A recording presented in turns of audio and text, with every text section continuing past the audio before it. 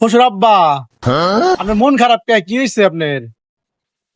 মনটা ভালো না, যাও সোজা মাই কোনো কথাবার্তা বলে ভাল লাগতেছে না, যাও সরো, যাও যাও যাও যাও যাও, যাও। শ্বশুর আব্বা, মনটা ভালো না আসলে, বুঝতেছি। কি নিয়ে ভালো, একটু কনসেন্ট বাজান, একটু কন। আপনার জামাই না, আমার না গেলে কারে গেলেন, একটু কন বাবাটা ভালো কন। আমার বলার ইচ্ছা হয় না বাবা, বলার ইচ্ছা হয় না, যে ঘটনা করছে বুঝছো, বলার ইচ্ছা হয় না, যাও বাবাটা বলো। আচ্ছা তুমি ছাড়তেছো না যখন বাবাজি, তা ঠিক আছে বলতাছি, শোনো ভালো করে শোনো।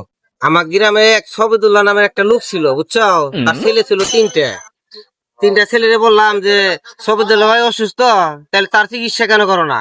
চিকিৎসা করুন, টাকা পাবো কোথায়? পরে বললাম যে না, সে টাকা পাবো কোথায়?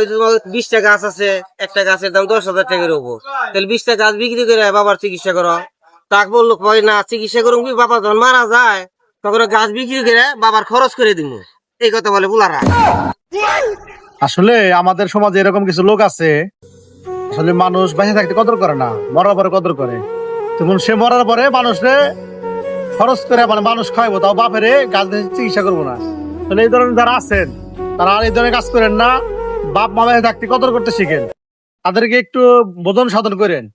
আর কিছু বললাম না, ভিডিওটা শেয়ার করে সবাইকে দেখার সুযোগ করে দিন।